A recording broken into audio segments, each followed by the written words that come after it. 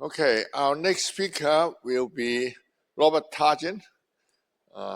I knew him in 1983, or 82 actually, when he was awarded the first Never Linear Prize, first time, and I was awarded the Fields Medal. So I have the honor to sit right next to him and his young daughter and his family. I still have a picture of that. Very pleased to see that. Anyway, he was one of the most important person in computer science, theoretical computer science. Many important algorithm was developed by him, has influenced ENSO all the way up to now. And of course, he also got the Turing Prize. And I think it's a great honor for the conference that he will come and receive this award.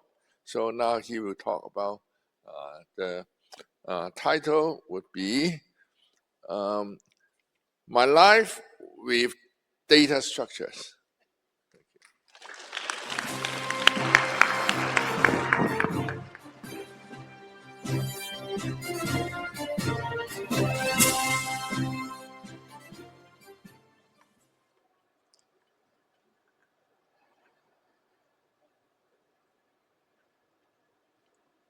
Let me first again thank Professor Yao and the Institute and the city of Beijing for hosting this amazing event. It's like drinking from a fire hose. It can be kind of intimidating.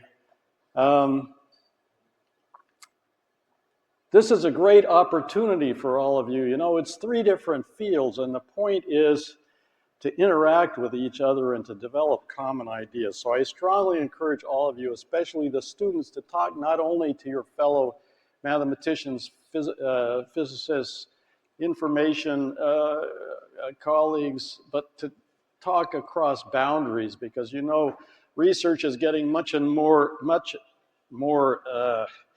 interdisciplinary, and we all speak the common language of mathematics. Mathematics is what supports all of these areas. So you will find interesting commonalities if you can give yourself a chance to talk to each other. And don't be shy. Be aggressive about asking questions. And at the end, if you have any questions for me, now's your chance. So I'm going to talk about some part of the first 15 years of my career. I have to simplify. I've given some version of this talk a couple of times in the past, and I had to cut even more material, so please forgive me if I'll try not to go over time because I don't want to keep you from your lunch. But I love this field. I think there's amazing, beautiful problems and results, and that's, of course, why I do it. So let's start out with Stanford, where I was a graduate student from 69 to 72. I was an undergraduate at Caltech, majoring in mathematics, and I figured I would go into mathematics, but I had the opportunity when I was an undergraduate to do some programming, and I was especially interested in the 4-color problem, which, as you may remember, is the question of, can we color the vertices of an arbitrary planar graph using 4 colors? And I did some experiments. The problem was open, only solved in 1976 by Haken and Appel famously. And I didn't have the computer power or the expertise at that point to solve the problem myself, but I was interested, and I was interested in planar graphs, so I was kind of primed. So when I applied to graduate school, I applied both to mathematics departments and computer science departments, and I decided to go to Stanford in computer science, which turned out to be a very positive decision. So what is planarity testing? What is a planar graph? We've seen examples of graphs. For me, for us, a graph is just a collection of points or vertices and pairs of points, which are edges connecting the vertices. A graph is planar if it can be drawn in the plane with no edges crossing. Now this is the complete graph on 5 vertices, and it's drawn with lots of crossing edges here. This is the complete bipartite graph on two sets of three vertices. So every vertex is connected to a vertex on the other side. Again, lots of crossings. But we could redraw this using curves to represent the edges. And the question is, can we do this in such a way that we eliminate all the edge crossings? This is important, for example, if you want to do circuit layout and you don't want edges crossing, because then you get short circuits and your circuit doesn't work. So there's a beautiful theorem of Kuratowski from 1930s, one of the fundamental results of graph theory early on, which says that a graph is planar if and only if it does not contain, in an appropriate way, either of these two graphs, K5 and K33. So my first year at Stanford, I took a Lisp programming course, a Lisp course from John McCarthy. And as his final project, one of the options was write a program to decide, given an input graph, whether it's planar or not. And we had talked a bit about Kuratowski's theorem. Now, the problem with using Kuratowski's theorem to test for planarity is, if you do it in an obvious way, you have to try all possible 5 vertices, that's n to the 5th, and all possible 6 vertices, that's n to the 6th. Plus, the requirement is these edges map into paths in the graph. So the computational complexity of actually trying to use Kuratowski's theorem to do a constructive test is a challenge. And none of my fellow students managed to build a program that actually worked successfully based upon the Kuratowski criterion. This is one difference between what I do as mathematics, but the goal is somewhat different. This is a beautiful characterization, and it's even constructive, but it's not efficiently constructive. So I discovered this paper by Lempelevin and Cedarbaum, which gives an algorithm for planarity testing. It runs in quadratic time if it's implemented carefully, and I was able to implement this algorithm, get an A in the course, so I was primed to think about this question. After my first year, I was ready to start working on my PhD thesis, and fortunately for me, John Hopcroft, who was a professor at Cornell, recently retired from Cornell, who's a great advocate of Chinese science and education, by the way, came to Stanford on sabbatical.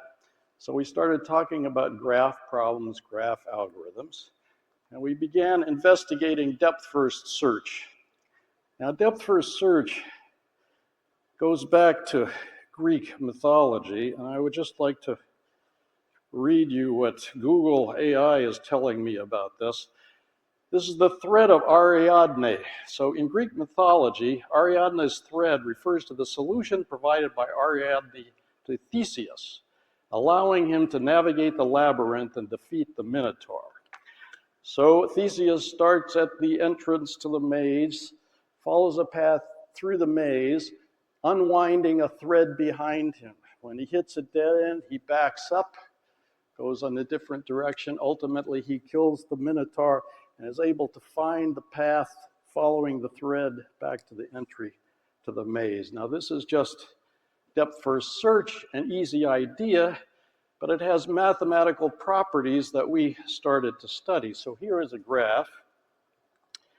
And if we do a depth-first search, here's a possible visit order. We start at A, we go to C, we go to G, we have to back up because there's nowhere else to go. We get back to G, we can go to D, we have 2 choices here. We go to D, we go to H, we go to I, and so on. When we reach a dead end or we reach a place where we've traversed all the outgoing edges, we back up and keep going.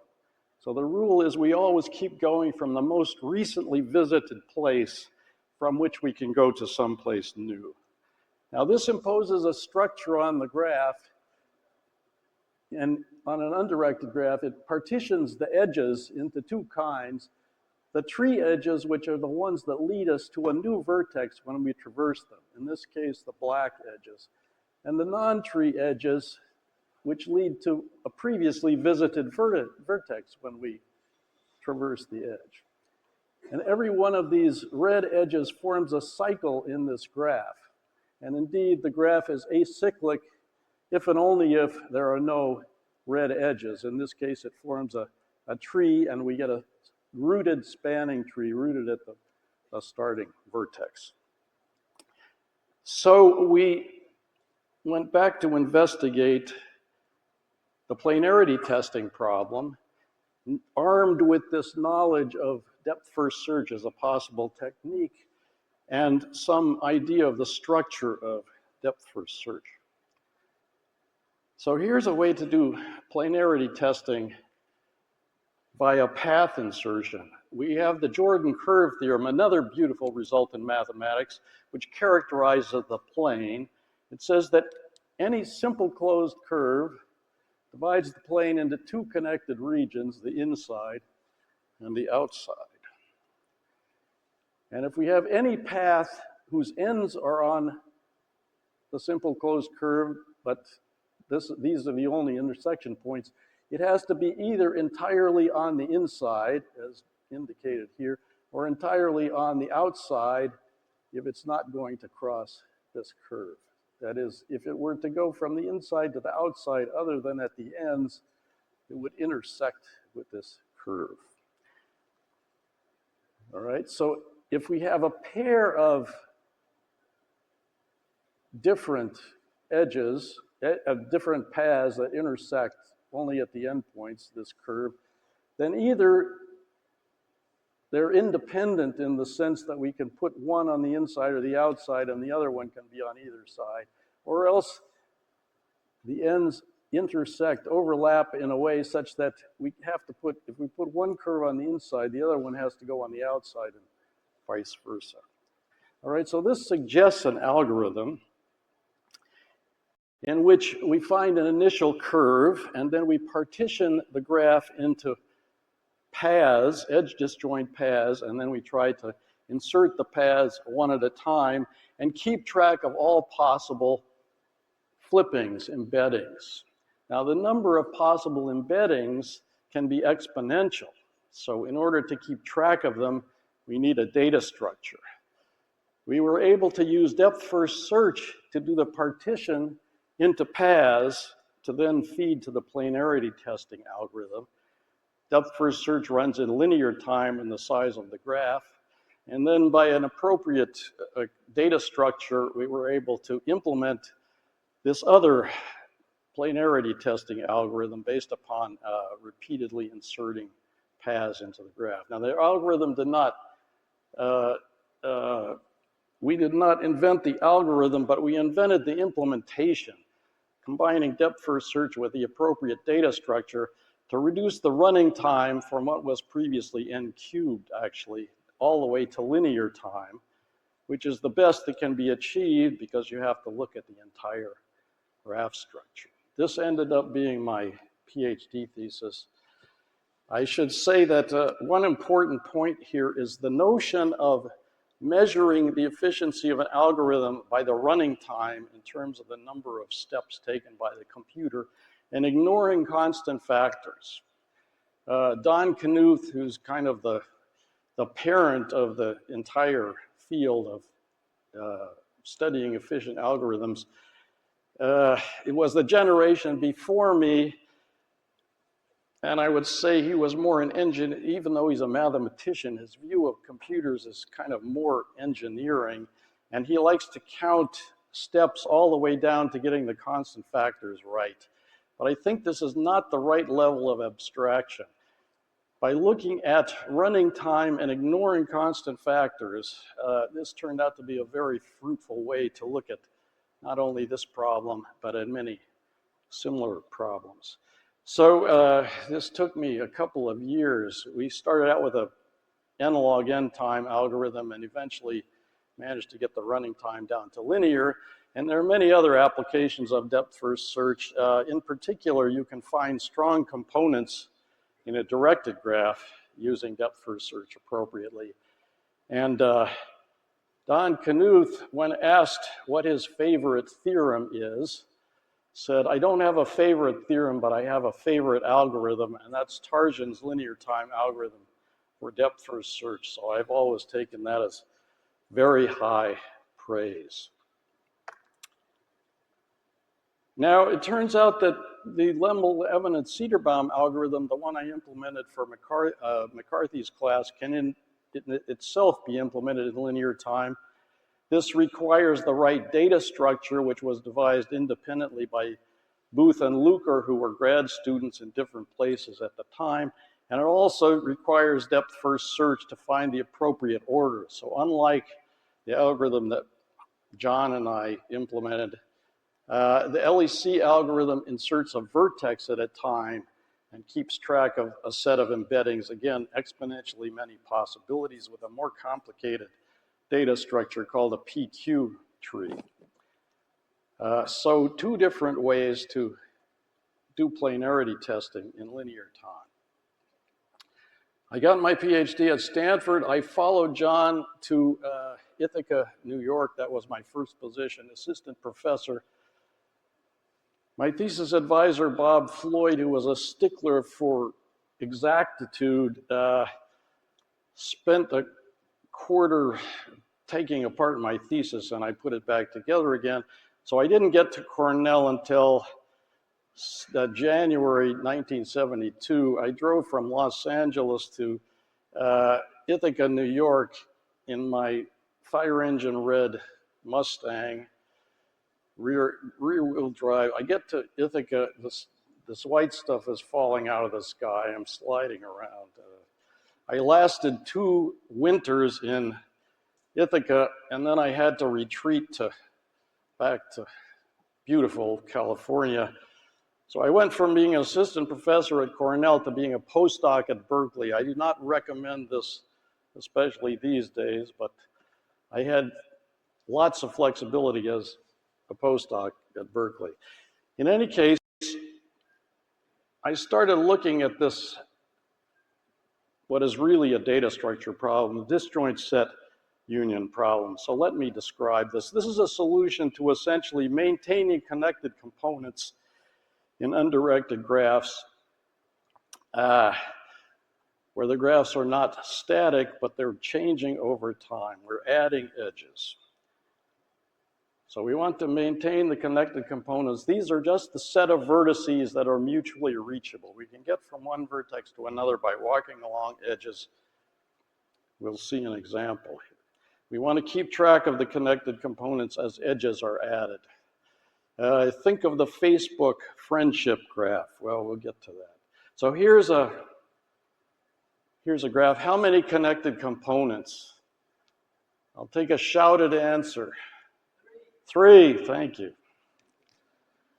How many connected components? 3. Thank you. How many connected components?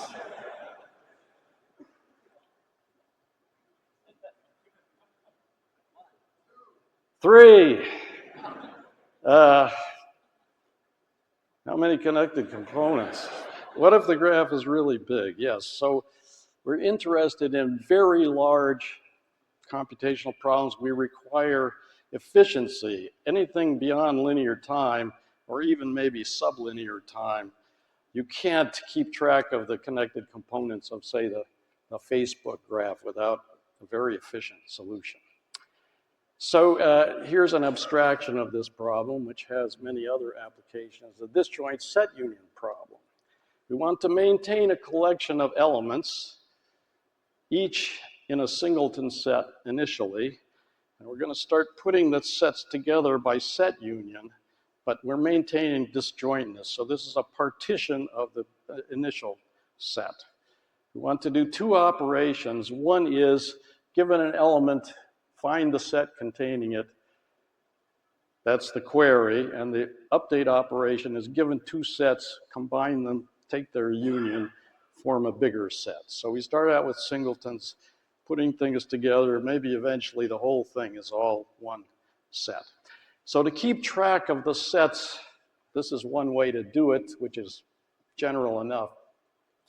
We'll maintain for each set a distinguished element, which we'll call its leader. So a find operation returns the leader of the set containing the given element. We can associate with the leader any information we want, such as the size of the set or the name of the set or anything else. And the unite operation is given two elements. If they're in different sets, we put the sets together and we choose a leader for the new set. Now, one important thing about this formulation is the algorithm gets to choose the leader. We can build on top of this the possibility of the user choosing the leader, but this is a nice way to define the problem. So how do we maintain connected components using a data structure to solve the disjoint set problem? Well, every vertex is an element, starts out disconnected. If we want to add an edge, we just do a unite, which combines the two sets, the two connected components containing the two given vertices. And to determine whether two vertices are in the same set, that's a find. We find one, we find the other, we ask if the results are the same. We find the leader of the one, the leader of the other. If they're the same, they're in the same set, they're in the same connected component. If not, no. Now there's this beautiful data structure to solve the disjoint set problem.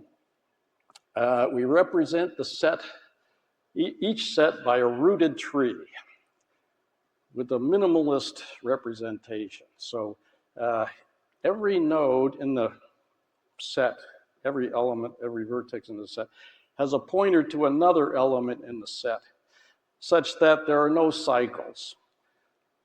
So there's a single root and all paths lead to the root. And we can make the root self-pointing if we want to. So to do a find, and the root is the leader of the set. To do a find, we just follow the path to the root, which is the leader. To put two sets together, we do two finds on the two leaders. Either we get to the same vertex, or else we get to two different vertices, and then we can make one point to the other. And we have the choice as to which way to do the pointing. So very simple data structure. But this can lead to inefficiency because if we're not, it's a very general algorithm, especially because at least we have this ability to make the pointer go in either direction when we do a unite operation. If we're not careful, we can build a very long path, and then every find takes linear time because we have to walk up the entire path. The unite, once we do the two finds, we do the link, that's constant time, but it's the finds that are expensive, potentially. So there are two different ways to improve things. One is to do the linking in a clever manner. The original, again, this data structure is not mine, but the analysis is what I did. The original efficient linking strategy kept track of the size of each set and always linked the root of the smaller set to the larger set. That's an indirect way to get the same improvement as this alternative, which is we're interested in the path lengths. So let's keep track of the depth, the maximum path length in each tree, and we'll link the shallower one to the deeper one. I'll call that linking by rank. This is in a paper by Von Leven and I. This actually came a bit later, but it has the same effect as linking by size. It's more efficient to implement. Now here's the interesting idea. So this is a very local operation. We don't care what the tree structure is. We would like the trees to be flat.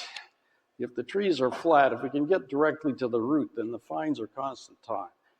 But when we link the trees together, we're growing these long paths.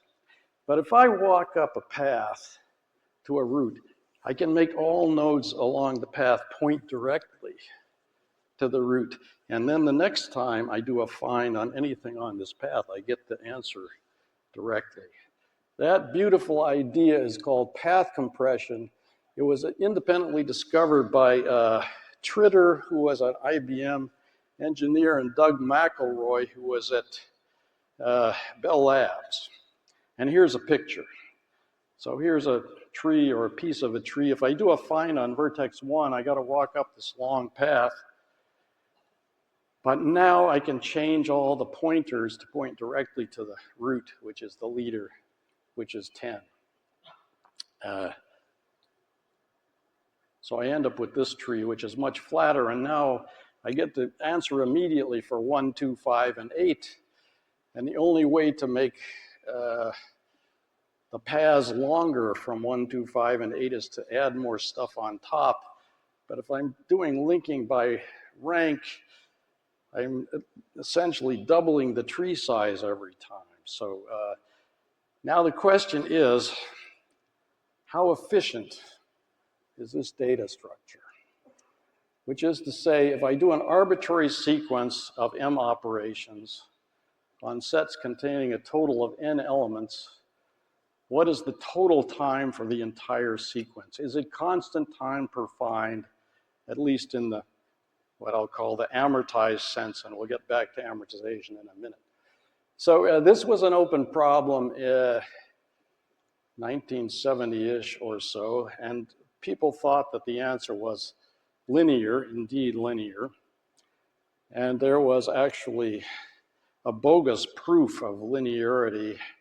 And I got interested in this when I was an assistant professor at Cornell. Here's the history of bounds on this problem. Incorrect upper bound of constant. Mike Fisher pointed out the bug in the incorrect proof and got a log n. This is time per find, per operation. So we multiply this by the number of operations. Log n. Hopcroft and Ullman got a bound of log star n. This is the number of times we iterate the logarithm to get to 1. So this is effectively constant already. But I was able to show that the real answer is the inverse of Ackermann's function. And I'll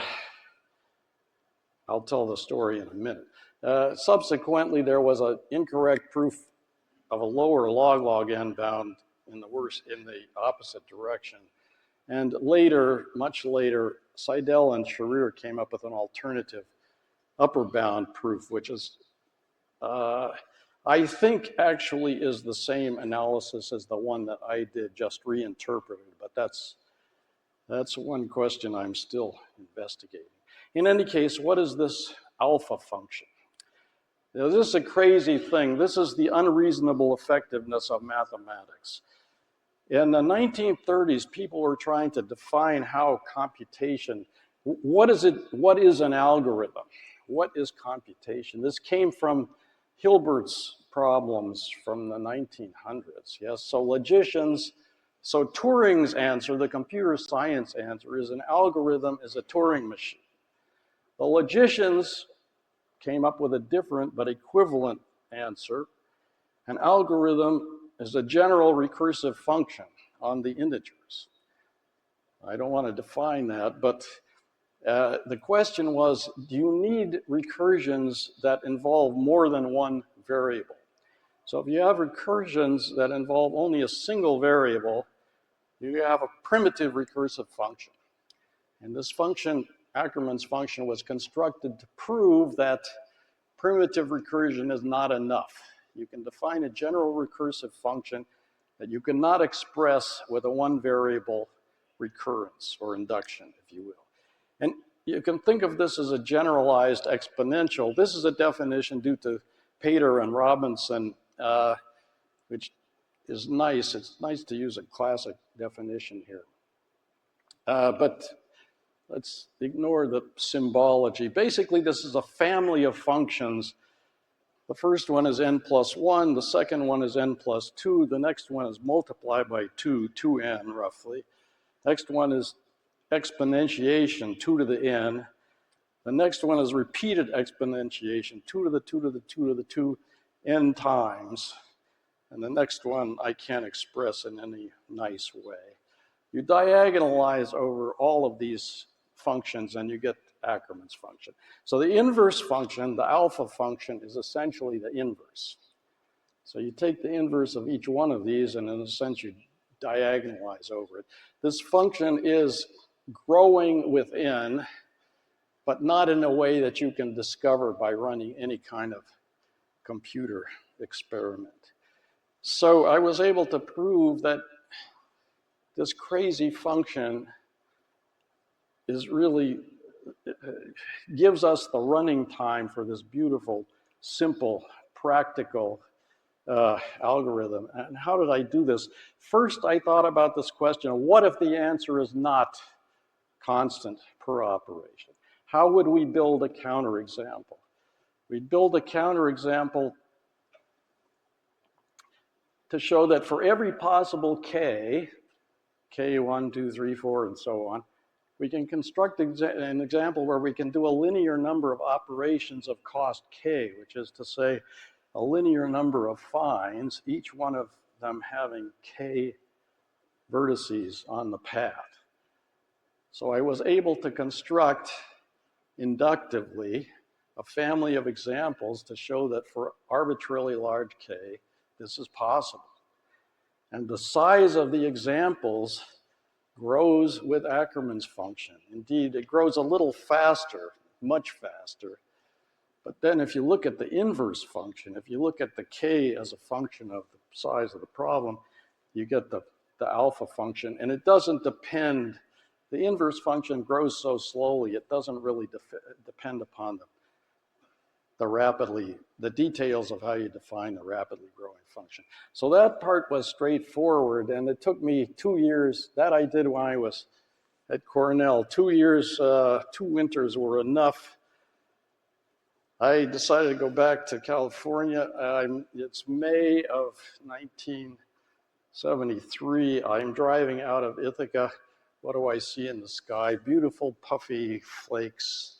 Somehow, Ithaca was a great place, fantastic department, but I guess at heart I'm kind of a California boy, but we'll come back to the East Coast again in a minute. So it took me 2 years, pretty much the whole time I was at Berkeley as a postdoc, to figure out how to prove that this was really the answer. This is not only a lower bound, but it's the upper bound. So simple algorithm, complicated analysis, connection to semi-classical mathematics, if you will. I like this result a lot. So after my 2 years at Berkeley, I had the opportunity to go back to Stanford now as an assistant professor, and I had some brilliant grad students. I spent 5 years there, and then my wife at the time liked the East Coast. I took a sabbatical, went to Bell Labs. They made me a permanent offer, so I moved to the East Coast at that point and spent 5 full-time years and another 5 part-time years in the amazing environment of Bell Labs. You know, Professor Gross the other day was at Bell Labs, then he went to Stanford. I did the reverse. Small world somehow. In any case, here's the next part of the story. This idea, what happened with the set union algorithm? We've got these individual operations, some of which take long time. We can easily construct a bad individual example. But if you do a lot of operations, there's some kind of time averaging so that the total time for the sequence is inexpensive. So I was working with Danny Slater, brilliant grad student. He joined me at Bell Labs when I moved. He's now a professor at Carnegie Mellon. We took a more systematic view of what was going on here and formalized the notion of amortized analysis. This was based upon work he did in his PhD thesis on network flow algorithms, where we invented another data structure, the linked cut tree data structure, to help keep track of paths of flow in network flow problems. So what is the idea here? What is amortization? When doing a sequence of operations, as in the disjoint set situation, we may not care about the cost of individual operations. Our goal is to minimize the total cost of the sequence. So we can afford expensive operations if they're rare enough, if there are enough cheap ones. Can we use this idea in the design and analysis of data structures? So just as Hopcroft and I formalized and studied the properties of depth-first search and then used it in as many places as we could to build fast graph algorithms, we wanted to take this idea and see where we could apply it. So amortize comes from medieval Latin to reduce to the point of death. In financial situations, you think of paying off a mortgage. You borrow a big lump sum and you pay it down in equal monthly installments. So in analysis of algorithms, we applied this term to mean to pay for the total cost of a sequence of operations by charging each operation an equal or appropriate amount. There are at least two different nice formalizations of this. We can think of the banker's view, where you have a coin-operated computer and you get a stack of money that you put into the computer and pay for operations. If the operation finishes early, you've got extra coins to pay for later operations. If you need more, you have to borrow from your saved stack or else borrow from the bank and make sure you can pay it off at the end. Danny, who was an undergraduate physics major at University of Illinois, Urbana-Champaign, he was an undergraduate physics major. Physics has this notion of potential and kinetic energy. Ball at the top of the hill, stationary.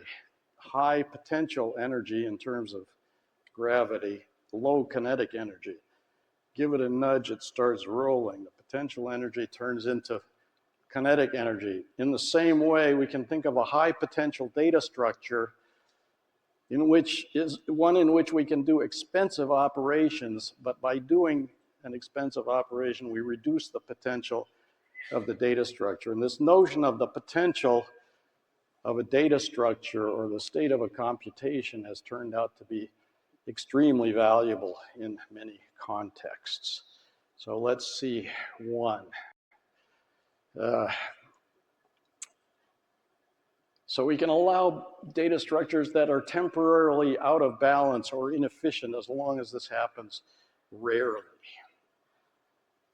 We applied this idea to the binary search tree. So what is a binary search tree? Whoops, what happened here? Here's a binary search tree. This is a data structure to store information. I want to store, in this case, the set of letters.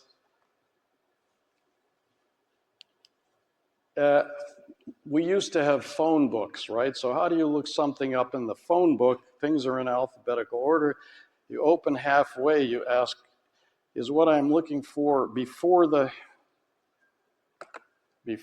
current position or after the current position? So if it's before, I flip halfway in the first half and so on. This is a phone book made concrete, if you will.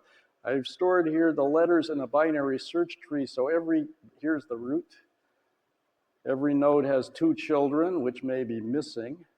I store the items that I want to store in my data structure, 1 per node, in symmetric order. They're alphabetically ordered left to right here. So everything in the left subtree of F is smaller. Everything in the right subtree is bigger. So if I want to search for Q, for example, I compare Q to F. Q is bigger. I branch right. Compare Q to M, bigger. Branch right. Compare Q to X, smaller. Branch left. Compare Q to P. Well, I fall off in this case, so I know Q is not in the data structure. The time to do a search here is the path length of the search process. The worst case would be the maximum path length. That's the idea of the data structure. So the best case is where the tree is completely filled in layer by layer, If we know the data ahead of time, we can build this kind of tree. The worst case search time is base 2 of log n, essentially, logarithmic in the number of items in the tree. What happens in a dynamic setting, which is a more normal setting, where we want to do insertions and possibly deletions? Well, how do we do insertions and deletions? The classic way to do an insertion is, I almost described it, we follow the access path, we fall off the bottom, we just stick the new node in the new position. So my example before was Q, but R goes to the same place. I want to insert R. I follow the search path for R. I insert a new node at the bottom here. The time taken is proportional to the search time. Now, I would like to preserve this logarithmic access time in the presence of insertions, but I have to do something more, because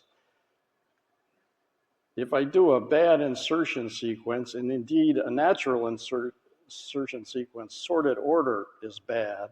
If I start out with an empty tree and I insert my items in increasing order, in this case, first letters of the alphabet, I get a tree like this. Now, this is no better than a linear list.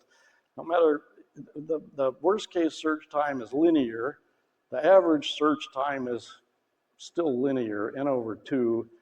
This is bad. So I need to restructure the tree when I do insertions in order to try to get logarithmic worst case access time. The classic solution to this problem is to maintain some kind of local balance condition, less strict than the complete binary tree case, so that all path lengths are constant log n, and we can restructure the tree efficiently rather than by rebuilding the whole thing, which would take linear time. We do some kind of restructuring along the access path to fix things. The initial solution to this problem, and I think I got the date wrong here by a decade, this was AVL trees invented by Adelson, Velsky, and Landis, two Soviet mathematicians, 1961.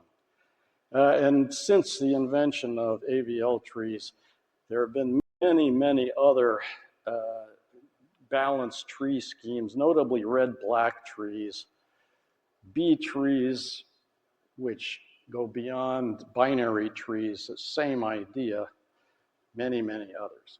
To define these things, we need a balance condition, and we need a way to restructure the tree during an update to maintain balance. Here's an AVL tree. The AVL tree condition is on path length. And it is that if you start out at any node and you go down the left side versus going down the right side, the maximum path length going down the left is within 1 of the maximum path length going down the right side. So either the two maximum lengths are the same, or they differ by 1, and either the left side is long or the right side is long. All you need to represent this information is a 3-way state variable in each node. So +1 means going down the right side is 1 longer than going down the left side. At the bottom here, there's nothing. So going down either way, it's the same. Here, going down the left side, from F going down the left side is 1 more than going down the right side. So we got a -1 here.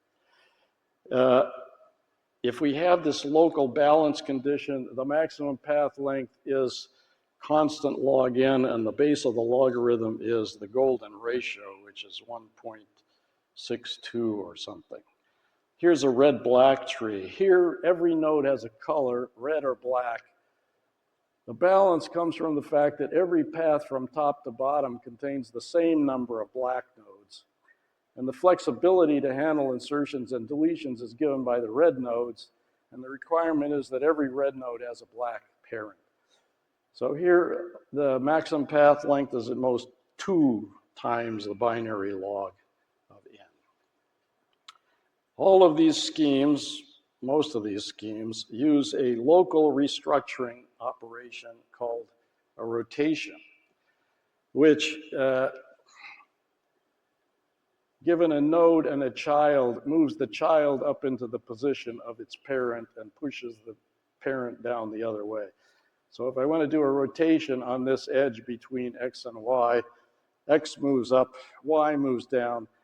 The three subtrees are reattached in the correct order to preserve symmetric order, preserve the ability to do searching. And this is an invertible operation. And we can transform any binary search tree on the same set of n items with the same order into any other tree by doing rotations. And indeed, it's an interesting question, how many rotations in the worst case? It's easy to prove an upper bound of roughly 2n, where n is the number of nodes in the tree, and I haven't got to Princeton yet, but when I first got to Princeton, I started talking to Bill Thurston, who's amazing, who unfortunately is no longer with us, but he saw the entire world in terms of hyperbolic geometry. And we were able to obtain, together with Danny and Bill, a lower bound for this rotation distance problem, which uses volume and hyperbolic space to get the lower bound. Again, an example of the unreasonable effectiveness of mathematics and the importance of other fields of mathematics in these discrete combinatorial problems. All right, in any case, the way rebalancing works, roughly, at a high level, is whenever we do an insertion, we keep track of the balance information. If the balance information gets violated, we do rotations to fix things. And with AVL trees, it turns out that you only need one or two of these rotations to repair things after an insertion. The process is bottom up. With red-black trees, it also takes only a constant number of rotations. They have the advantage that if you do a deletion, you can also repair things using only a constant number of rotations. With AVL trees, you may need a logarithmic number of rotations to fix things after a deletion.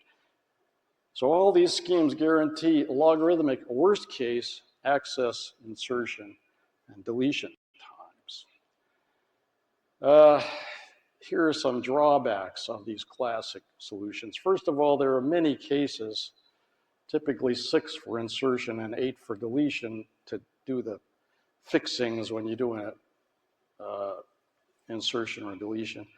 You need to store balance information, 2 bits with AVL trees, 1 bit only with red-black trees, and you can hide the bits actually in other parts of the data structure. But here's the most interesting part. In typical situations, access is not uniform. These data structures are designed to minimize or make the worst case the most efficient.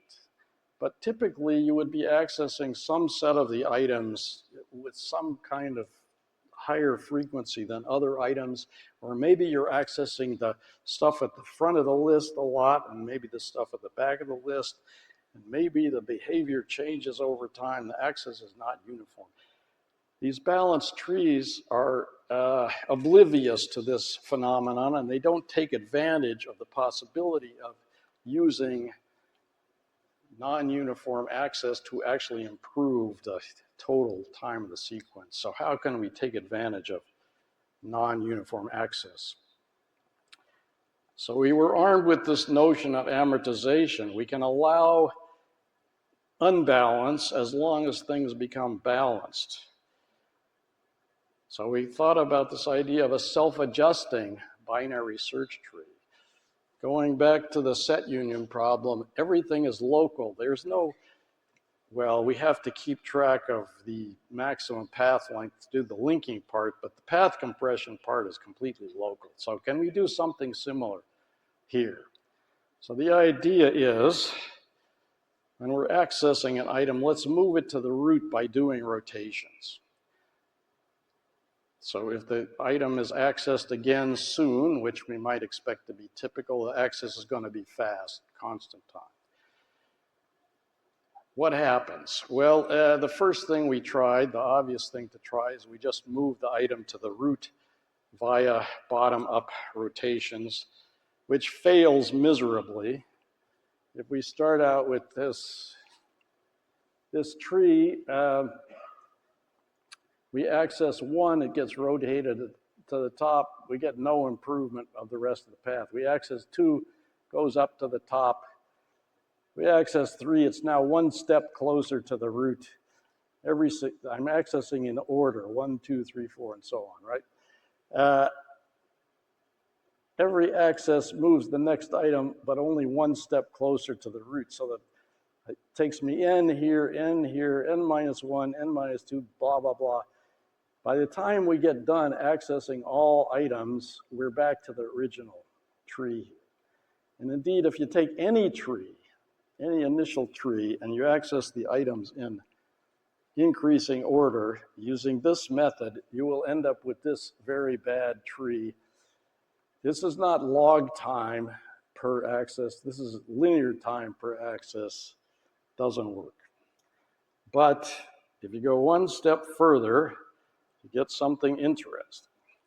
So we invented this idea, which we called splay trees. It's always nice to come up with good, simple names. Marketing is sometimes useful. In any case, splay means to spread out. The idea here is that the splay operation is going to access an item, move it all the way to the root, and spread out everything along the access path.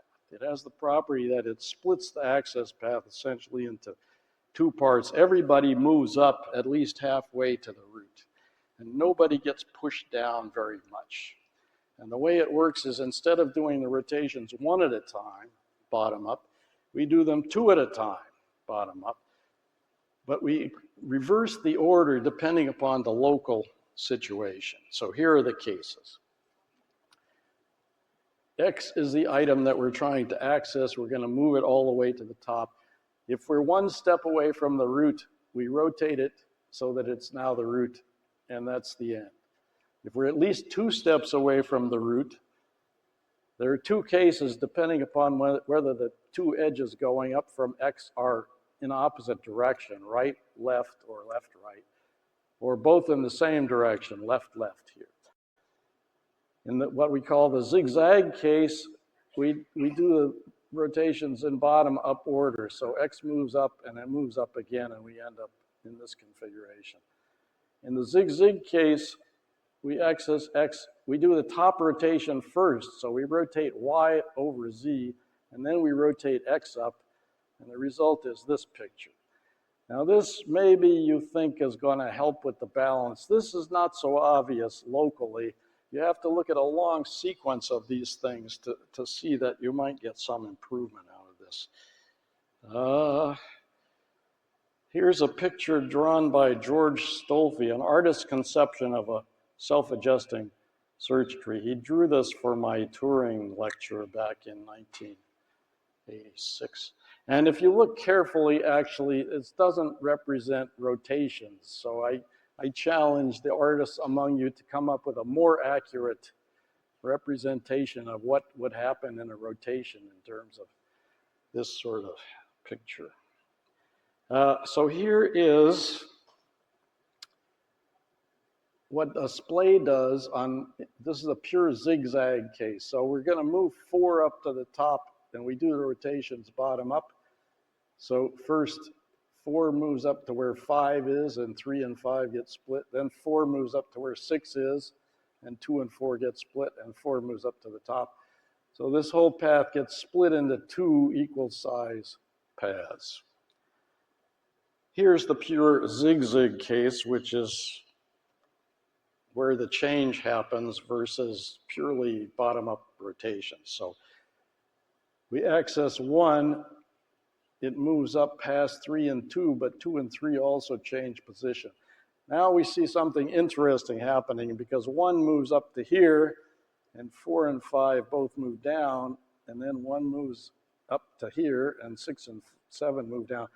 There's this pairing process that is going on here. 2 and 3 get hooked together, 4 and 5, 6 and 7. again, everybody on this path, except for the ones very near the root, in particular 7 moves down, but only by 2 steps.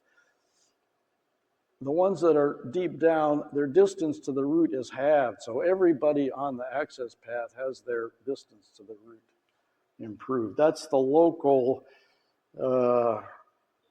property. This is a heuristic so far, but we were able to analyze this and to show that if you do m arbitrary operations, the total time required is linear, even though individual operations can be expensive. Sorry, not linear. Log n per operation. So the same as a balanced tree with no explicit balance condition. So here's an example of if we're happy with amortized performance, we got a data structure with no balance, no explicit balance that is kind of self-balancing. But it also somehow exploits bias in the access sequence. So for example, you can prove that if the items are accessed with fixed but different probabilities, you could, if you know ahead of time what the probabilities are, what the actual access frequencies are, you could build a fixed static tree to minimize the total access time. This data structure doesn't know anything about the long run or the future, but somehow it adjusts so that its total performance is within a constant factor, a small constant factor of the best possible. And there are other similar results that we were able to prove for various space and time locality properties in the access sequence. So naturally, one wants to ask, how good is this data structure? And being an optimist, we conjectured that indeed, as compared to any binary search tree algorithm, this data structure is optimum to within a constant factor. So here is the setup. There's an arbitrary initial tree. There's a sequence, let's say accesses, although you can think about insertions and deletions as well. I want to perform this sequence of accesses on this tree.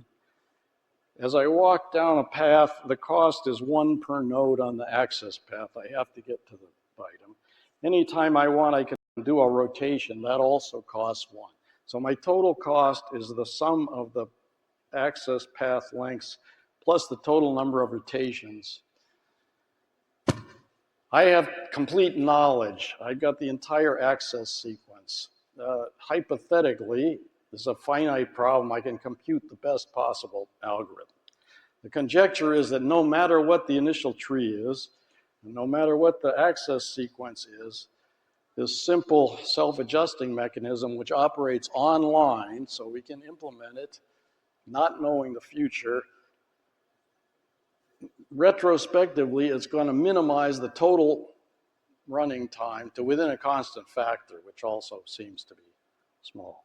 So this conjecture is my favorite open problem in data structures. It's been open since we proposed it in 1986. I do not necessarily recommend it to prospective PhD students, but I am hoping that someone will solve it in my lifetime. I think the answer has to be yes, and here's one reason to think so. Let's think about properties of the optimum algorithm. I have this access sequence. Let's suppose I delete some of the accesses, right? So fewer things to do. This is a simpler sequence.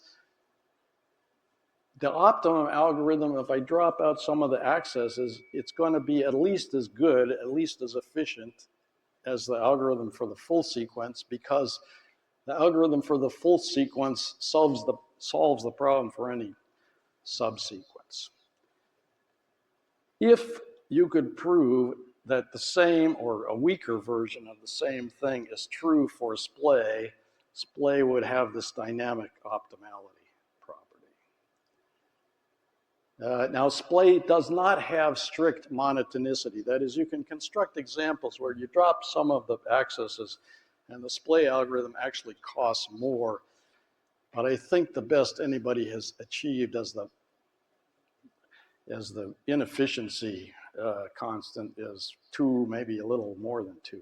But if you can prove that splay is monotone to within a constant factor, that is, there is some constant factor such that if you drop accesses from a sequence, you only increase the total time by the given constant factor independent of the problem. That implies dynamic optimality and vice versa. So what is the point here? Instead of comparing splay to all possible algorithms, which is quite a challenge, all you have to do to prove or disprove the dynamic optimality conjecture is figure out whether this one algorithm has this monotone to within a constant factor property or not. Good. We have time for lunch. So that was the first 15 years of my work. I got the Nevin Luna Prize in 1983 and the Turing Award together with John Hopcroft based upon this and other work that I don't have time to talk about. I went to Princeton and I've had a very productive, I think, 40 years at Princeton since then, and I look forward to continuing as long as I can, perhaps to the objection of my dear wife, Nyla. Let me just conclude with a few words, and I'll have a few more things to say about philosophical questions this evening at the information science and engineering night. My objective in research is to develop and analyze the best possible algorithms. Let me call them reference algorithms. So Paul Erdos, who was a wonderful man who I got a chance to talk with several times, but unfortunately never got a chance to write a paper with, visited Stanford a lot. He had this notion of proofs from the book. That's the book in the sky, the most elegant possible proof. Let's take this idea to algorithms. We want beautiful algorithms as simple as possible with provable resource bounds for important input classes and efficient in practice. If it's not simple, no one is going to use it. The beautiful thing about this is my students now can implement my algorithms. We can try them out, see how they perform. There's a certain concreteness to it that I just love. Also, as computers become faster and faster and memory space increases, the design space expands for algorithm design, and systematic exploration of the design space can produce new insights. Einstein is reputed to have said something like, make everything as simple as possible, but not simpler. Thank you for your attention.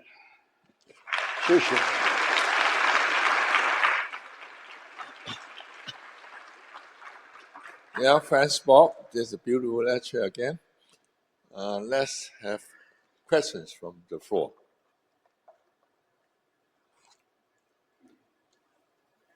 Yeah.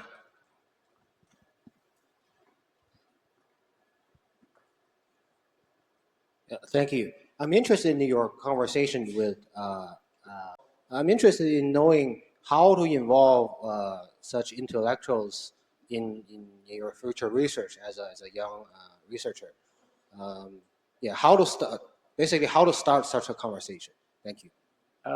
With regard to Thurston, Danny moved from Bell Labs to Carnegie Mellon before I left Bell Labs and went to Princeton.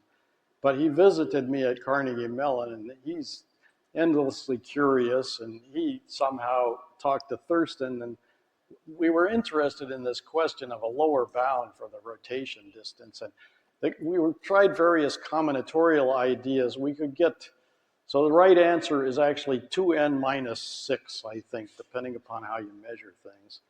We were trying combinatorial constructions, and Danny went and talked to Thurston, and they got talking about equivalent representation. So this is another beautiful mathematical idea. The space of binary search trees, where the operation is a rotation, this corresponds to many other things. binary search trees are counted by the Catalan numbers. Many things are counted by the Catalan numbers.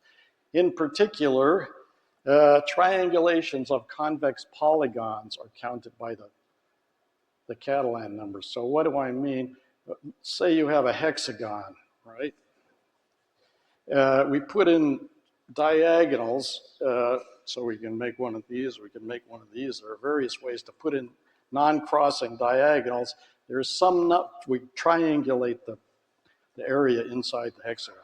The number of these that's counted by the Catalan numbers, and they correspond to binary search trees.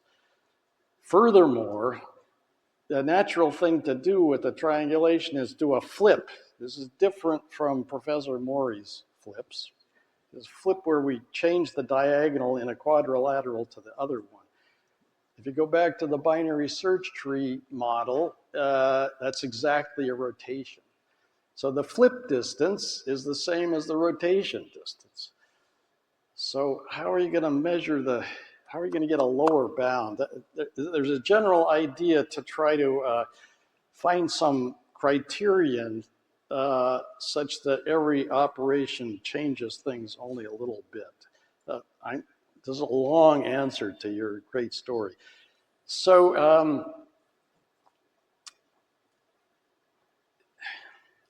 I have to tell it though.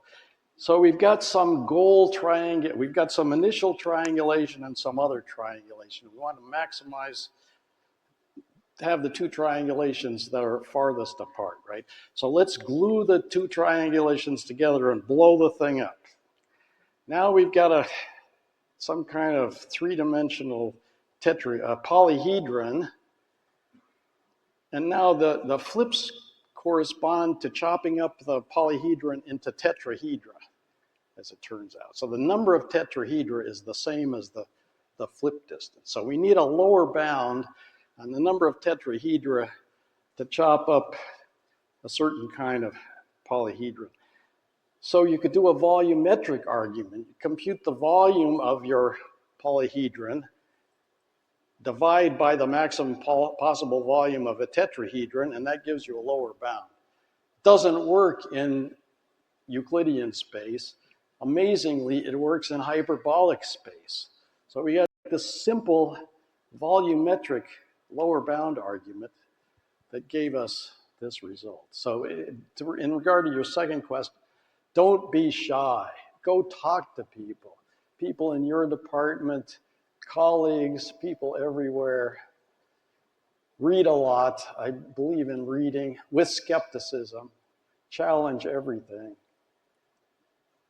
Well, that's beautiful explanation by Bill Thurston. And well, Thurston got the Fields Medal the same year with Bob Tarjan getting the Narrative Prize. He's sitting on my left. You are sitting on my right. Other questions? Yeah.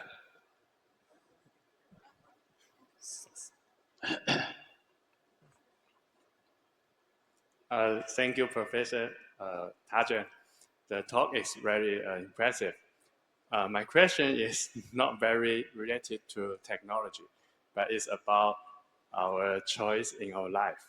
So the question is, what's the most difficult choice in your 50-year career, 50-year life? Thank you.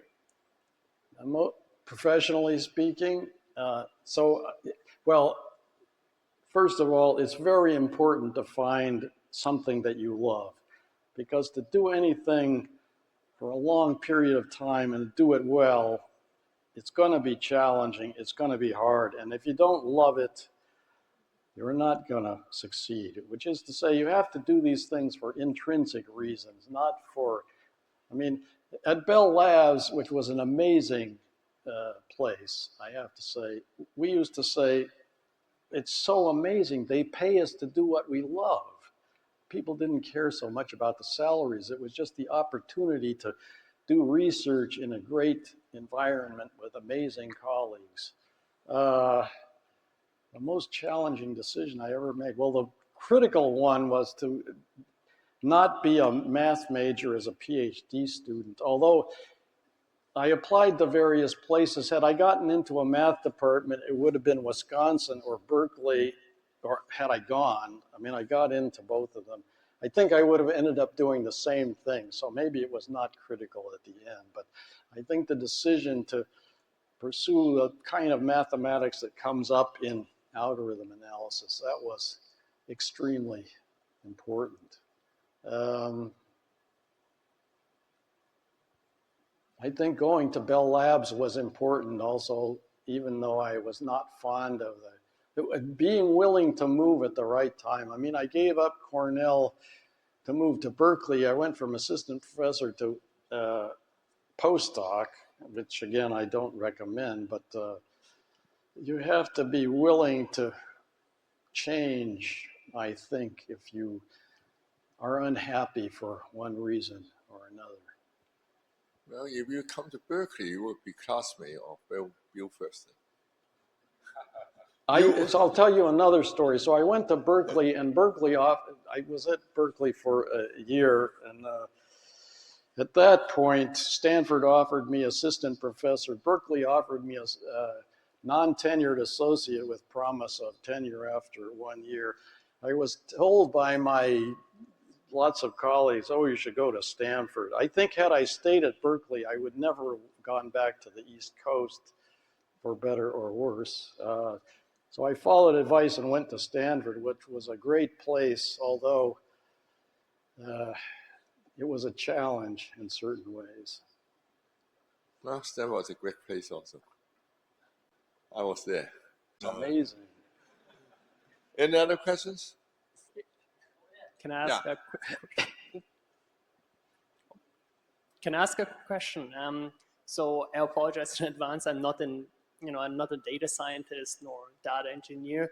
And my question is, you showed like a lot of broad concepts about, runtime as well as optimizations and amortization, for example, as well. And I was wondering if this also applies to highly parallelized processing in GPUs, for example. Is it like a universal way? Or also, when you look into other, for example, paradigms such as quantum computing, right? And does this also apply universally, or is it completely different? I suspect that the answer is yes. Somehow I've been so busy looking at classical sequential algorithms, I haven't had a lot of time to pursue alternative models. But I think it's very important to look at, for example, memory hierarchies and concurrency. And we do have some results on concurrent algorithms, in particular for the disjoint set union problem, working with a student who was a brilliant undergraduate at Princeton. He's now at Dartmouth as an assistant professor. I think asynchronous concurrency, very interesting problems. I think the advice I would give is don't follow the path of everybody else, right? Look in your own direction. And I think these areas are kind of unexplored. I have, at least in terms of concurrency and memory hierarchies, there's plenty to do. And I'm sure with GPUs also, although I worry that everybody's jumped into the AI bandwagon in various ways. And we're all smart, but we're not as smart as everybody else collectively. So find your own path. That's very important. Quantum computing, I think the results are beautiful. Again, I understand my own limits, shall we say. Okay, second question. Yeah.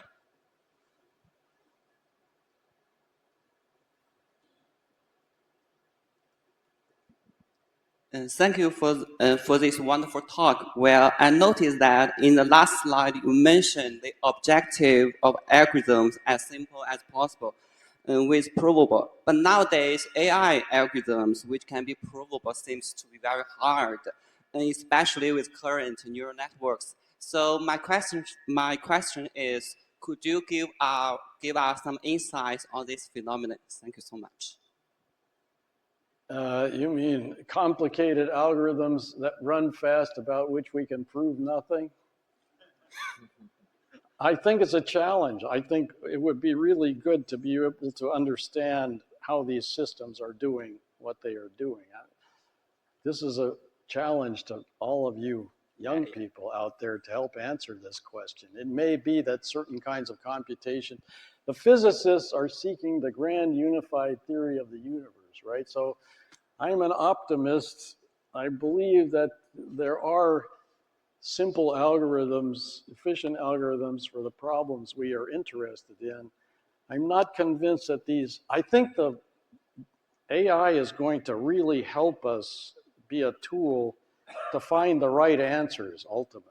But the right answers for some of these problems are going to be simple, elegant, humanly understandable. I'm an optimist on that front. But I see these as incredibly valuable tools that people are trying to understand how to apply to do mathematics and algorithm analysis. Okay, Thank you so other much. questions? Yeah.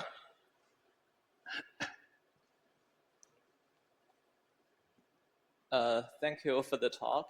I have a quick question about the open question of dynamic optimality you mentioned at last.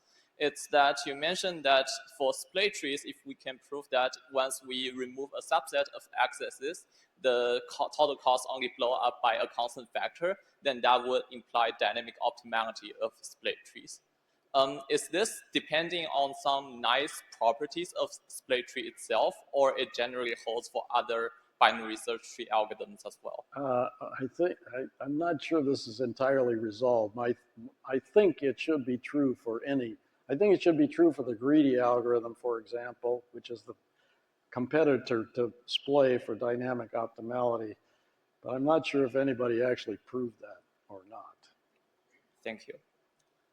Okay, our student want to have a gift for you from Children's College to have a good memory for this center.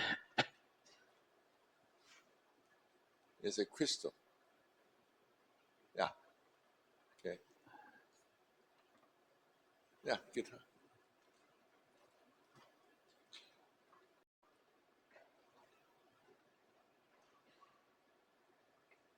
Okay, the ends for today's talk for the distinguished Lifetime Award speakers. Thank you very much. Thank you.